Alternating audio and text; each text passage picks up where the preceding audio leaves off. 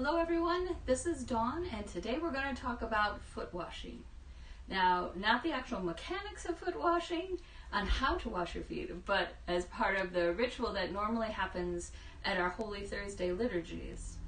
If you've been to a Holy Thursday liturgy before in church, you've probably observed either the priest washing the feet of 12 individuals or people washing each other's feet, or a combination of that. I know if you've ever had that opportunity either to have your foot washed or to wash somebody else's feet, you know how powerful that simple gesture is and how humbling it is. And so we invite you to do this same act ritual, but with your family, with your household, whoever's part of it. And we've prepared a resource for you. It's on our website, and I'll link it in the comments below.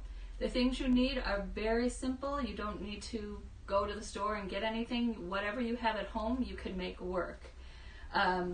First of all, you'll need a bowl of some sort. This was just what I found in my cupboard. If you don't want to use an actual bowl, you could use a bucket or a tub or something like that. Anything that somebody's foot could fit inside of. That's essentially what you're looking for. And so you'll need that. You'll need some water. Maybe you have a pitcher. I discovered today I don't own a pitcher, so I just put some water in this bottle and it'll work just fine. And you'll need a towel. Those three things, that's all you need, really. And so once you have those, you'll be ready to go. You can do this earlier on the day on Thursday, or just before dinner, or maybe after dinner before you participate in the liturgy online. But sometime during the day on Thursday, we invite you to take advantage of this. And so you'll begin by gathering your family. You might want to light a candle or do something of the sort just to help set that this isn't a normal activity. This is something very special that your family is doing.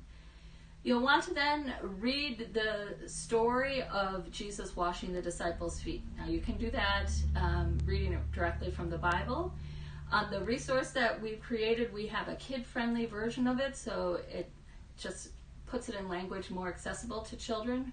Or if you have older children that recall the story together, you can retell the story, hitting the important things that happened, that it was the night of Passover and Jesus was eating a meal with his friends, and at one point he got up and he got a towel and a basin of water, and he washed the disciples' feet. When it got to Peter, Peter said, "Oh no, you're not doing it to me."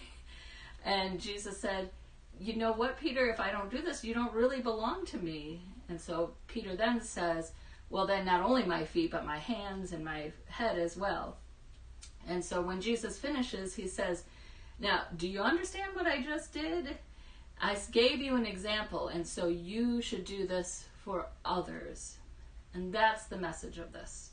So you read the story or recount the story, and then explain, especially if you have young children in your family, explain that in Jesus' time, everybody walked, pretty much everybody. Nobody had cars, and so people had to walk to school if they went to school, or they had to walk to get water.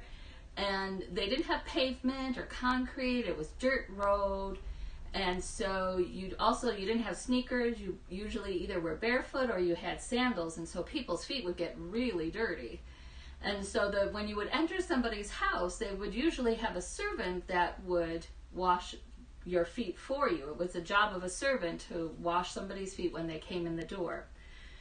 And so when Jesus got up to wash people's feet, they're sort of like, "What's going on here?" And Jesus was trying to teach them something, that it's really important that we love each other and we serve each other. So after you retell the story and then do a little explanation, and the first person can sit in the chair, and somebody next to them will put their feet just sort of inside the bowl, pour some water on top of their feet, and as they dry their feet, they could say something like, "I love you and God loves you." And then the next person could go and they could wash the next person's feet. And so everybody in the household should have this opportunity, even the adults. I know sometimes it gets a little bit, "Oh, this is weird," but engage in this. It will be such an honor for your children to wash your feet, and So please give your children that opportunity. And then when you're done, you can just sort of say, oh, so what did that feel like? And did you feel a little bit like Peter? And what are we supposed to learn from this? And then bring it into your everyday life to say, so how can we love and serve those around us? Particularly in this time of crisis, what are the ways that we can love and serve other people when we can't be in the same room as them necessarily? What are some other ways? And then just have a discussion and come up with some ideas. And then once you're done with that, the ritual is over, but you still need to participate online in our Holy Thursday liturgy, because that is, well, it's important first of all, but it's a lovely liturgy, and it takes the story even further. And so we'd invite you to do that.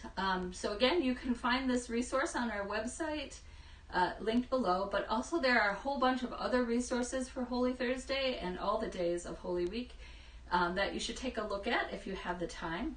One of the things offered is maybe to have sort of a Last Supper meal with your family, but do it like on your carpet and have like a picnic inside that would be like the Last Supper, where people sat on the floor. And so there's a resource for that. There's some videos and explanations and things like that. So that's a lot to say. Why don't you just give this a try and enter into Holy Week in new and meaningful ways?